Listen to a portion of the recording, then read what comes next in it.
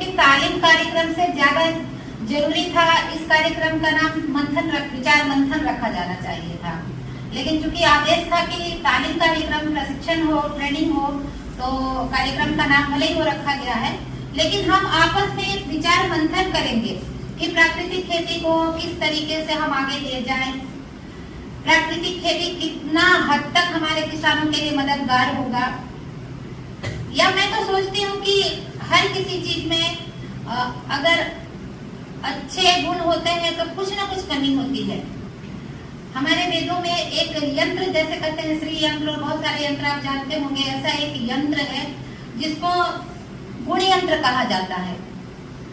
आपने देखा होगा, दूरदर्शन तो हम लोग देखते नहीं है, पहले देखा होगा दूरदर्शन का एक लोगो था।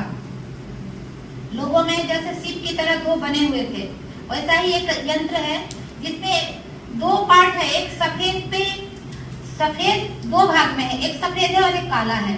सफेद वाले में एक काला बिंदु है और काले वाले में एक सफेद बिंदु है।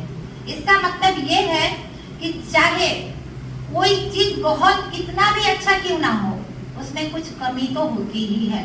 वही दर्शाता है सफेद में काला बिंदु और काले में सफेद। हो सकता है किसी व्यक्ति की बात करें, किसी विधा की बात करें, किसी जगह की बात करें, कहीं भी यह हर जगह लागू होता है। चाहे वो कितना भी खराब क्यों ना हो, उसमें कुछ ना कुछ अच्छाई जरूर होती है। तो हम लोगों को ये सोचना है कि हम उन खराब चीजों को त्याग के जो अच्छी चीज है उनको हम हाईलाइट करें। और उस चीजों को हमारे गवर्नर साहब आचार्य देवव्रत जी बहुत ही ज्यादा इच्छुक हैं कि प्राकृतिक खेती पूरे भारत में हो। लेकिन गुजरात, क्योंकि वो गुजरात के गवर्नर हैं, इसलिए उनका विशेष मतलब इच्छा है कि गुजरात प्राकृतिक खेती का राज्य हो जाए। समय लगेगा लेकिन शायद हो भी जाए, क्योंकि ये बात तो सब लोग जानते हैं कि रासायनिक चीजों से हमें दूरी बनानी ही पड़ेगी। आज नहीं तो कल दूरी बनानी पड़ेगी। तो जितनी जल्दी हम जागे वो उतना अच्छा है, क्योंकि ज्यादा दूर जाने की जरूरत नहीं है।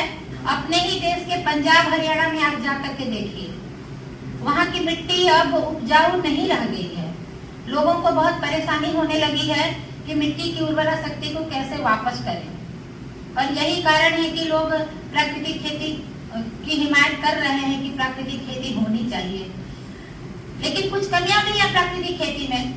कमी ये है कि शुरुआत के 2-3 वर्ष तक उत्पादन कम होता है। ये स्वाभाविक है, होगा ही, सभी जानते हैं, आप लोगों से तो क्या बताना है।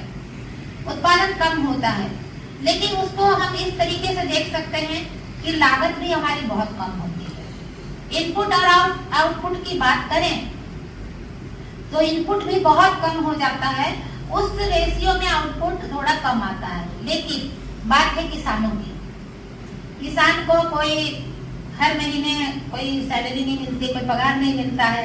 उनका उत्पादन ही उनके लिए पूरी जीवनचर्या का साधन होता है, उनके जीवन यापन का। तो ये चीज है। तो हम लोगों को शुरुआती दौर में यही प्रेरित करना है लोगों को कि आप अपनी पूरी खेती में ना करें, लेकिन कुछ हिस्से में जरूर करें। हो सके वो अपने खाने के लिए करें, अपने जान पहचान के लोगों में बेचने के लिए करें। क्योंकि मैं तो ये कभी भी नहीं कहूंगी कि किसी के लिए भी विषाक्त अनाज उगाइए, किसी के लिए भी नहीं। लेकिन फिर बात आती है कि उनका परिवार कैसे चलेगा। उनके परिवार है, बहुत सारी जिम्मेवारियां हैं, बच्चों की पढ़ाई लिखाई, और कुछ चीजें तो ऐसी हैं जो कि बिना मतलब की भी हैं। बहुत सारे ऐसे चीजें हैं जो उनके अंदर व्याप्त है कि शादियों में आप बहुत ज्यादा खर्च करना। मैंने देखा है पूरे गुजरात में, मुझे बहुत मौका मिलता है किसानों से